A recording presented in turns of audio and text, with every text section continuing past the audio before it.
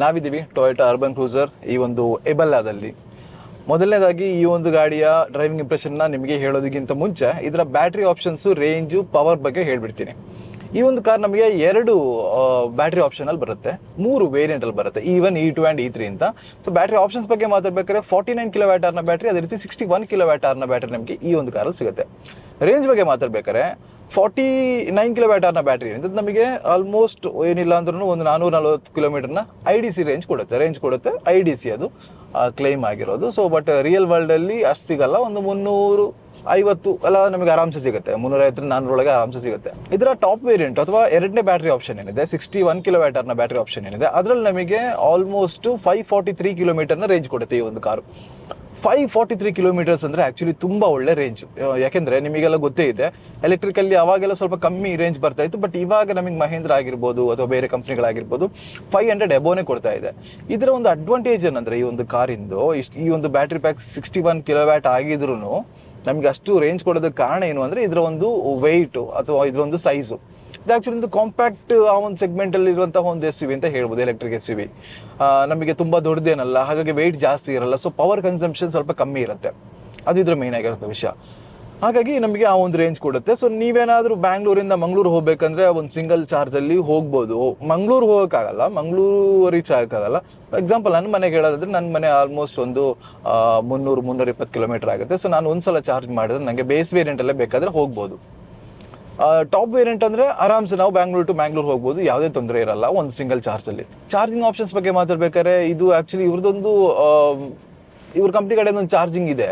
And ಅದು ಬಿಟ್ಟು ಇವರು ಜಿಯೋ ಮತ್ತು ನಮ್ಮ ಚಾರ್ಜಿಂಗ್ ಝೋನ್ ಏನಿದೆ ಅದ್ರ ಜೊತೆ ಕೊಲ್ಯಾಬ್ ಕೂಡ ಮಾಡಿದ್ದಾರೆ. ಸೊ ಅವರು ಅಲ್ಲೂ ಕೂಡ ನಾವು ಈ ಒಂದು ಕಾರ್ನ ಚಾರ್ಜ್ ಆ್ಯಕ್ಚುಲಿ ಫಾಸ್ಟ್ ಚಾರ್ಜಿಂಗ್ ಇರೋ ಕಡೆ ಕೂಡ ಮಾಡ್ಬೋದು, ಬಟ್ ಇವರು ಅಫಿಷಿಯಲಿ ಕೊಲ್ಯಾಬ್ ಆಗಿರೋದು ಅಲ್ಲಿ. ಈ ಒಂದು ಕಾರ್ನ ಆಕ್ಸಲರೇಷನ್ ಬಗ್ಗೆ ಮಾತಾಡಬೇಕು. ನಂಗೆ EV ಬಂದ ಮೇಲೆ ಆ್ಯಕ್ಚುಲಿ 0 to 100 7 ಸೆಕೆಂಡ್ಸು ಅಥವಾ 9 ಸೆಕೆಂಡ್ಸು ಯಾವುದು ಕೂಡ ನಮಗೆ ತುಂಬ ಕ್ವಿಕ್ ಅನ್ಸಲ್ಲ. ನಮಗೆ ಈ ಒಂದು ನಾರ್ಮಲ್ ಆಗಿರುವಂಥ ಇಂಜಿನ್ ಇರುವಂಥ ಗಾಡಿಗಳೇನಿದೆ ಅವುಗಳು ನಮಗೆ 0 to 100 8 ಸೆಕೆಂಡ್ಸಲ್ಲಿ ಕೊಡುತ್ತೆ ಅಂದಾಗ ಅವಾಗ ನಮಗೆ ತುಂಬ ಒಂದು ಹೌದಾ ಅಷ್ಟು ಬೇಗ ಅಷ್ಟು ಕ್ವಿಕ್ ಆಗಿರೋ ಆಕ್ಸಲೇಷನ್ ಇದೆಯಾ ಅಂತ ನಮ್ಗೆ ಅನಿಸ್ತಿತ್ತು. ಬಟ್ EV ಬಂದಮೇಲೆ ನಮ್ಗೆ ಅವೆಲ್ಲ ಅನ್ಸೋದಿಲ್ಲ, ಯಾಕೆಂದರೆ ತುಂಬ ಇನ್ಸ್ಟ್ಯಾಂಟ್ ಪವರ್ ಸಿಗುತ್ತೆ ನಮಗೆ ಇದರಲ್ಲಿ. ಅದನ್ನು ನಾವು ಆಕ್ಸಲೇಷನ್ ಕೊಟ್ಟು ಗಿಯರ್ ಚೇಂಜ್ ಮಾಡಿ, ಇಲ್ಲಾಂದರೆ AMTನೋ CVT ಇಲ್ಲ DCTನೋ ಆಗಿದ್ರೆ ನಮಗೆ ಆ ಒಂದು ಗಿಯರ್ ಚೇಂಜ್ ಮಾಡೋದಕ್ಕೆ ನಾವು ವೆಯ್ಟ್ ಮಾಡಬೇಕು. ಸೊ ನಮಗೆ ಟಾಕ್ ನೋಡ್ರೆಲ್ಲ ಸಿಕ್ಕಾಪಟ್ಟೆ ಕ್ವಿಕ್ ಆಗಿರುವಂಥ ಒಂದು ಏನು ಹೇಳಿ ಟ್ರಾನ್ಸ್ಮಿಷನ್ ಇದ್ರೂ ಕೂಡ ಒಂದು ಸ್ವಲ್ಪ ನಾವು ವೆಯ್ಟ್ ಮಾಡಬೇಕಿತ್ತು. ಬಟ್ ಇದರಲ್ಲಿ ವೆಯ್ಟ್ ಅನ್ನೋಂಥ ಪದನೇ ಇಲ್ಲ. ನಿಮಗೆ ವೆಯ್ಟ್ ಅನ್ನೋಂಥ ಪದಕ್ಕೆ ಯಾವುದೇ ಆಸ್ಪದ ಇಲ್ಲ ಈ ಒಂದು EVಗಳಿಗೆ ಅಂತ ಹೇಳ್ಬೋದು. ಯಾಕೆಂದರೆ ಕಾಲು ಕೊಟ್ಟು ಕೂಡಲೇ ವೀಲ್ ಸ್ಪಿನ್ ಆಗುತ್ತೆ, ಹೋಗ್ತಾ ಇರುತ್ತೆ. ನಮಗೆ ಇನ್ಸ್ಟೆಂಟಾಗಿ ಆ ಒಂದು ಟಾರ್ಕ್ ಏನಿದೆ ಅದು ನಮಗೆ ಕೂಡಲೇ ಸಿಗುತ್ತೆ. ಟಾರ್ಕ್ ಬಗ್ಗೆ ಮಾತಾಡ್ಬೇಕಾದ್ರೆ ಈ ಒಂದು ಕಾರ್ ನಮಗೆ 193 ನಮ್ಮನ್ನ ಟಾರ್ಕ್ ನಮಗೆ ಒಂದು ಕಾರ್ ಪ್ರೊಡ್ಯೂಸ್ ಮಾಡುತ್ತೆ. 3 ಬ್ಯಾಟ್ರಿ ಆಪ್ಷನ್ಸ್ ಏನಿದೆ, 3 ವೇರಿಯಂಟ್ ಏನಿದೆ, 3 ವೇರಿಯಂಟಲ್ಲಿ ನಮಗೆ ಟಾರ್ಕ್ ಸೇಮ್ ಸಿಗುತ್ತೆ. ಪವರ್ ಮಾತ್ರ 106 kW ಪವರ್ ನಮಗೆ ಬೇಸ್ ವೇರಿಯಂಟಲ್ಲಿ ಸಿಗುತ್ತೆ. ಆ್ಯಂಡ್ ಅದು ಬಿಟ್ಟು ನಮಗೆ 123 ಅಥವಾ ನಮಗೆ ಆಲ್ಮೋಸ್ಟ್ ಒಂದು 171 HP ಅಂತ ಹೇಳ್ಬೋದು. ಸೊ 171 HP ಪವರ್ ನಮಗೆ ಈ ಒಂದು ಕಾರ್ ಕೊಡುತ್ತೆ ಅಂದರೆ ನಿಜವಾಗ್ಲೂ ಆ್ಯಕ್ಚುಲಿ ತುಂಬಾ ಕ್ವಿಕ್ ಆಗಿರುವಂಥ ವಿಷಯ ಅಂತ ಹೇಳ್ಬೋದು. ಸಸ್ಪೆನ್ಷನ್ ಆ್ಯಕ್ಚುಲಿ ತುಂಬ ಚೆನ್ನಾಗಿದೆ. ನಾವು ಯೂಶ್ವಲಿ ಇರುವಂಥ ಒಂದು ಸಸ್ಪೆನ್ಷನ್ ಅಂತ ಹೇಳೋಕ್ಕಾಗಲ್ಲ. ನಮಗೆ ದೊಡ್ಡದಾಗಿರುವಂಥ ಒಂದು ಬಂಪ್ ಆಗಿರ್ಬೋದು, ಸ್ವಲ್ಪ ಪ್ಯಾಚಸ್ ಏನಿದ್ದಾವೆ, ಸ್ವಲ್ಪ ದೊಡ್ಡದಾಗಿರುವಂಥ ಪ್ಯಾಚಲ್ಲೂ ಕೂಡ ನಮಗೆ ಅಂತಹ ಒಂದು ಇದು ಅನಿಸಲ್ಲ, ತುಂಬ ಸ್ಟೇಬಲ್ ಆಗಿದೆ. ನಮಗೆ ಗಾಡಿ ಅಂತ ಒಂದು ಬಾಡಿ ರೋಲ್ ಸ್ಪೀಡ್ ತುಂಬ ಕಮ್ಮಿ ಇರುತ್ತೆ, ತುಂಬ ಸಣ್ಣದಾಗಿರುವಂಥ ಒಂದು SUV ಇದು. ಸೊ ಹಾಗಾಗಿ ಬಾಡಿ ರೋಲ್ ನಮಗೆ ಕಮ್ಮಿನೇ ಇರುತ್ತೆ. ಬಟ್ ನಮಗೆ ಎಲ್ಲೂ ಕೂಡ ಹೊಂಡ ಗುಂಡಿಗಳು ಅಂತಹ ಒಂದು ದೊಡ್ಡ ಇಶ್ಯೂ ಆಗಿ ನಮಗೆ ಕಾಣಿಸಲ್ಲ.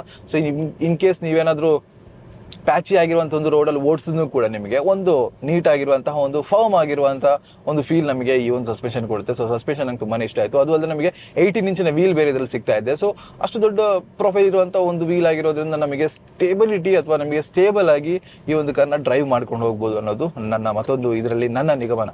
ನಾನು ನೋಡ್ದಂಗೆ ನಂಗೆ ಅನಿಸಿರುವಂಥ ಮತ್ತೊಂದು ವಿಷಯ. ಸೊ ಸೇಫ್ಟಿ ಬಗ್ಗೆ ನಮ್ಮ ಈ ಒಂದು ಕಾರ್ ಏನಿದೆ ಅಥವಾ ಈ ಒಂದು ಟೊಯೋಟಾ ಏನಿದೆ ಯಾವುದೇ ರೀತಿಯ ಒಂದು ಕಾಂಪ್ರಮೈಸ್ನ ಮಾಡಿಲ್ಲ. ಅಫ್ಕೋರ್ಸ್ ಇದರಲ್ಲಿ ನೀವು ಕ್ರ್ಯಾಶ್ ಟೆಸ್ಟ್ ಎಷ್ಟು ಅಂತ ಕೇಳಿದ್ರೆ ನಮಗೆ ಅದಿನ್ನೂ ಕೂಡ ರಿಸಲ್ಟ್ ಬಂದಿಲ್ಲ. ಕ್ರ್ಯಾಶ್ ಟೆಸ್ಟ್ ಕಳಿಸಿದಾರಾ ಇಲ್ಲ ಅಂತ ಕೂಡ ಗೊತ್ತಿಲ್ಲ. ಬಟ್ ನಮಗೆ ಗೊತ್ತಿರುವಂಥ ರೀತಿಯಲ್ಲಿ ಇವ್ರು ಕೊಟ್ಟಿರುವಂತಹ 7 ಏರ್ ಬ್ಯಾಗ್ಸ್ ಆಗಿರ್ಬೋದು ಅಥವಾ ಇವ್ರು ಮಾಡಿರುವಂಥ ಒಂದು ಇದೆಲ್ಲ ಅಥವಾ ಇವರು ಕೊಟ್ಟಿರುವಂಥ ಫೀಚರ್ಸ್ ಎಲ್ಲ ನಮಗೆ ತುಂಬಾನೇ ಸೇಫ್ಟಿಗೆ ಅಥವಾ ಡ್ರೈವರಿಗೆ ಅಸಿಸ್ಟ್ ಆಗೋದಕ್ಕೆ ತುಂಬಾನೇ ಹೆಲ್ಪ್ ಆಗುವಂಥ ಅಷ್ಟು ವಿಷಯಗಳು. ಕಂಫರ್ಟ್ ಬಗ್ಗೆ, ಸೊ ಕಂಫರ್ಟ್ ಬಗ್ಗೆ ಮಾತಾಡ್ಬೇಕಾದ್ರೆ ಆಕ್ಚುಲಿ ತುಂಬಾ ಕಂಫರ್ಟಬಲ್ ಅನ್ಸುತ್ತೆ ನಮಗೆ ಒಂದು ಕಾರ್ ಓಡಿಸುವಾಗ. ಯಾಕಂದ್ರೆ ಇದರಲ್ಲಿ ಮೈನ್ ಆಗಿ ವೆಂಟಿಲೇಟೆಡ್ ಸೀಟ್ಸ್ ನಮಗೆ ಸಿಗ್ತಾ ಇದೆ. ಸೊ ಎಷ್ಟೇ ನೀವು ಸೆಕೆ ಇರೋ ಕಡೆ ಗಾಡಿ ಓಡಿಸಿದ್ರು ಕೂಡ ನಿಮಗೆ ಆ ಒಂದು ತುಂಬಾ ಕೂಲ್ ಆಗಿರುವಂತಹ ಒಂದು ಗಾಳಿ ನಮಗೆ ಈ ಒಂದು ಸೀಟ್ಸ್ ಅಲ್ಲಿ ಬರೋದ್ರಿಂದ ನಮಗೆ ಆಕ್ಚುಲಿ ಎಷ್ಟು ಓಡಿಸೋದ್ರೂ ಓಡಿಸ್ತಾನೆ ಇರೋಣ ಅನ್ಸುತ್ತೆ. ಅಂಡ್ ಗಾಡಿ ತುಂಬಾ ಸ್ಟೇಬಲ್ ಆಗಿದೆ, ತುಂಬಾ ಅಜೈಲ್ ಆಗಿದೆ. ಅಂದ್ರೆ ನಾವು ಇದು ಅಷ್ಟೊಂದು ದೊಡ್ಡದಾಗಿರುವಂತಹ ಒಂದು ವೆಹಿಕಲ್ ಅಲ್ಲದೆ ಇರೋದ್ರಿಂದ ನಮಗೆ ನಾವು ಆಕ್ಚುಲಿ ಟ್ರಾಫಿಕಲ್ಲಿ ಆಗಿರ್ಬೋದು ಅಥವಾ ನಮಗೆ ಟೈಟ್ ಸ್ಪಾಟಲ್ಲೆಲ್ಲ ಮ್ಯಾನ್ಯುವಲ್ ಮಾಡೋದಕ್ಕೆ ತುಂಬಾನೇ ಈಸಿ ಆಗುತ್ತೆ. ಅದು ಅಲ್ಲದೆ ನಮಗೆ ಇದರಲ್ಲಿ 360 ಡಿಗ್ರಿ ಕ್ಯಾಮ್ರಾನು ಬರುತ್ತೆ, ರಿವರ್ಸ್ ಪಾರ್ಕಿಂಗ್ ಕ್ಯಾಮ್ರಾ ಆಗಿರ್ಬೋದು. ಸೊ ಅದೆಲ್ಲಾನು ಕೂಡ ನಮಗೆ ಒಂದು ಕಾರಲ್ಲಿ ಬರ್ತಾ ಇದೆ. ಹಾಗಾಗಿ ನಮಗೆ ಏನು ಹೇಳಿ ಆ ಒಂದು ಓಡಿಸುವಾಗ ಆ ಒಂದು ಮಜಾ ನಮಗೆ ಬರುತ್ತೆ. ಈ ಒಂದು ಕಾರ್ ಒಳಗೆ ಕೂತಾಗ ನೀವು ನಾರ್ಮಲ್ ಆಗಿರುವಂಥ ಒಂದು ಕಾರು ಅಂತ ಅನ್ಸಲ್ಲ. ಯಾಕೆಂದ್ರೆ ಇದರಲ್ಲಿರುವಂಥ ಮೆಟೀರಿಯಲ್ಸ್ ಆಗಿರ್ಬೋದು, ನೀವು ಎಲ್ಲಿ ಟಚ್ ಮಾಡೋಲ್ಲೆಲ್ಲ ನಿಮಗೆ ಒಂದು ಸ್ವಲ್ಪ ಸಾಫ್ಟೆಸ್ಟ್ ಮೆಟೀರಿಯಲ್ಸ್ ಅವ್ರು ಆ್ಯಡ್ ಮಾಡಿದ್ದಾರೆ. ತುಂಬಾ ಪ್ರೀಮಿಯಂ ಫಿನಿಶ್ ಬರೋದಕ್ಕೆ ಅಥವಾ ತುಂಬಾ ಪ್ರೀಮಿಯಂ ಫೀಲ್ ಕೊಡೋದಕ್ಕೆ ನಮಗೆ ಪಿಯಾನೋ ಬ್ಲ್ಯಾಕ್ ಕಲರ್ ನಲ್ಲಿ ಒಂದಷ್ಟು ವಿಷಯಗಳನ್ನೆಲ್ಲ ಆ್ಯಡ್ ಮಾಡಿದ್ದಾರೆ. ತುಂಬಾ ನೀಟ್ ಆಗಿರುವಂತಹ ಡ್ಯೂಯಲ್ ಟೋನ್ ಇಂಟೀರಿಯರ್ ನಮಗೆ ಇದ್ರಲ್ಲಿ ಸಿಗುತ್ತೆ. 10.1 ಇಂಚಿನ ಇನ್ಸ್ಟ್ರೂಮೆಂಟ್ ಕ್ಲಸ್ಟರ್ ಆಗಿ ಇನ್ಫೋಟೈನ್ಮೆಂಟ್ ಸಿಸ್ಟಮ್ ಆಗಿರ್ಬೋದು, ಡಿಜಿಟಲ್ ಆಗಿರುವಂಥ ಇನ್ಸ್ಟ್ರೂಮೆಂಟ್ ಕ್ಲಸ್ಟರ್ ಆಗಿರ್ಬೋದು ಎಲ್ಲಾನು ಕೂಡ ಸಿಗುತ್ತೆ. ನನಗೆ ಇದು ಇಷ್ಟ ಆಗದಿರುವಂಥ ಒಂದು ವಿಷಯ ಅಂದ್ರೆ ಈ ಒಂದು ಸ್ಟೀರಿಂಗ್ ವೀಲ್ ನಂಗೆ ಅಷ್ಟೊಂದು ಇಷ್ಟ ಆಗಿಲ್ಲ. ಯಾಕಂದ್ರೆ ರೌಂಡ್ ಆಗಿರುವಂಥ ಸ್ಟೀರಿಂಗ್ ವೀಲ್ ನಂಗೆ ಆಕ್ಚುಲಿ ತುಂಬಾ ಇಷ್ಟ ಇಲ್ಲ. ಅಂದ್ರೆ ಫ್ಲಾಟ್ ಬಾಟಮ್ ಇದ್ರೂ ಓಕೆ, ಇದು ನಮಗೆ ಮೇಲ್ಗಡೆ ಒಂದು ಡಬಲ್ ಡಿ ಕಟ್ ರೀತಿಯಾದಂತಹ ಒಂದು ಸ್ಟೀರಿಂಗ್ ವೀಲ್ ಆಗಿರೋದ್ರಿಂದ ಅಷ್ಟೊಂದು ಇಷ್ಟ ಆಗಿಲ್ಲ ಅಂತಾನೆ ಹೇಳ್ಬೋದು. ಸೊ ಪವರ್ ವೈಸ್ ಎಲ್ಲ ಹೇಳ್ಬೇಕಾದ್ರೆ ನಿಮಗೆ ಎಲ್ಲೂ ಕೂಡ ಡ್ರಾಪ್ ಆಗಲ್ಲ. ಇನ್ಸ್ಟೆಂಟ್ ಆಗಿ ನಿಮಗೆ ಫಸ್ಟ್ ಆ ಒಂದು ಆಕ್ಸಲರೇಷನ್ ಇಂದ ನಿಮಗೆ ಪವರ್ ಸಿಗ್ತಾ ಹೋಗುತ್ತೆ. ಸೊ ಕ್ವಿಕ್ ಆಗಿರುವಂತ ಆಕ್ಸಲರೇಷನ್ ಅಥವಾ ನಿಮಗೆ ಕ್ವಿಕ್ ಆಗಿರುವಂತ ಒಂದು ಓವರ್ಟೇಕ್ ಮಾಡಬೇಕಾದ್ರೆ ನೀವು ಯೋಚನೆ ಮಾಡೋದು ಬೇಡ, ಒಂದು ಸ್ವಲ್ಪ ಗ್ಯಾಪ್ ಇದ್ರೂ ಸಾಕು, ನಾವು ಈ ರೀತಿಯಾಗಿ ಸೊ ಇದು ಕೊಟ್ಟಾಗ ನಮಗೆ ಅಷ್ಟು ಚೆನ್ನಾಗಿರುವಂಥ ಪುಲ್ಲಿಂಗ್ ನಮಗೆ ಈ ಒಂದು ಕಾರಲ್ಲಿ ಸಿಗುತ್ತೆ ಅಂತ ಹೇಳ್ಬೋದು. ಸೊ ಇವಾಗಲೇ ನಮಗೆ ಮಾರ್ಕೆಟಲ್ಲಿ ತುಂಬಾ ಎಲೆಕ್ಟ್ರಿಕ್ ಎಸ್ ಯುಗಳು ದಿನದಿಂದ ದಿನಕ್ಕೆ ಬರ್ತಾ ಇದೆ. ಅದರಲ್ಲೂ ಕೂಡ ಮಹೇಂದ್ರ ಅಂತೂ ತುಂಬಾ ಟಾಪಲ್ಲಿ ಇದೆ ಅಂತ ಹೇಳ್ಬೋದು. ಜೊತೆಗೆ ಟಾಟಾನೂ ಇದೆ ಕಾಂಪಿಟೇಷನ್ ಅಲ್ಲಿ. ಸೊ ಅಷ್ಟು ಇವಿಸ್ ಎಲ್ಲ ಇರೋವಾಗ ಇದನ್ನ ಎಲ್ಲಿ ಪ್ಲೇಸ್ ಮಾಡ್ತಾರೆ, ಪ್ರೈಸ್ ವೈಸ್ ಅಲ್ಲಿ ನಮ್ಗೆ ಇದನ್ನ ಎಲ್ಲಿ ಪ್ಲೇಸ್ ಮಾಡ್ತಾರೆ ಅನ್ನೋದು ತುಂಬಾ ಇಂಪಾರ್ಟೆಂಟ್ ಆಗಿರುವಂಥ ವಿಷಯ, ತುಂಬಾ ಕ್ರೂಷಲ್ ಆಗಿರುವಂಥ ವಿಷಯ. ಸೊ ಒಂದು ಒಳ್ಳೆ ಪ್ರೈಸ್ಗೆ ಏನಾದ್ರು ಇದನ್ನ ಇಟ್ಟರೆ ನಮಗೆ ಖಂಡಿತ ಈ ಒಂದು ಕಾರು ಸೇಲ್ ಆಗೋದ್ರಲ್ಲಿ ಅಥವಾ ನಮಗೆ ರೋಡ್ಗಳಲ್ಲಿ ಜಾಸ್ತಿ ಈ ಒಂದು ಕಾರ್ನ ನೋಡೋಕೆ ಸಿಗೋದ್ರಲ್ಲಿ ಯಾವುದೇ ಸಂಶಯ ಇಲ್ಲ ಅಂತ ಹೇಳ್ಬೋದು. ಇದಿಷ್ಟು ಈ ಒಂದು ಕಾರ್ ಬಗ್ಗೆ. ನಿಮಗೆ ಇದ್ರ ಬಗ್ಗೆ ಏನಿಸುತ್ತೆ ಕಮೆಂಟ್ ಮಾಡಿ ಅಂತ ಹೇಳ್ತಾ, ನಿಮಗೆ ಏನಾದರೂ ಈ ಒಂದು ಕಾರ್ ಬಗ್ಗೆ ಗೊತ್ತಾಗಬೇಕು ಅಂತಿದ್ರೆ ಖಂಡಿತ ನೀವು ಕಮೆಂಟ್ ಅಲ್ಲಿ ಪ್ರೈಸ್ ಒಂದು ಬಿಟ್ಟು ಕಮೆಂಟ್ ಅಲ್ಲಿ ನಮಗೆ ಕೇಳಿ, ನಾವು ಅದಕ್ಕೆ ಆನ್ಸರ್ ಮಾಡ್ತೀವಿ ಅಂತ ಹೇಳ್ತಾ, ಇದಿಷ್ಟು ಈ ಒಂದು ಕಾರ್ ಬಗ್ಗೆ. ನಿಮಗೆ ಈ ಒಂದು ಕಾರ್ ಬಗ್ಗೆ ಏನಿಸುತ್ತೆ ಕಮೆಂಟ್ ಮಾಡಿ ಅಂತ ಹೇಳ್ತಾ ಇಲ್ಲಿಗೆ ಈ ವಿಡಿಯೋ ಮುಗಿಸ್ತಾ ಇದ್ದೀನಿ. ಸೊ ಮತ್ತೊಂದು ವಿಡಿಯೋಲಿ ಮತ್ತೆ ಸಿಗೋಣ. It's my Abhishek Mondas signing of.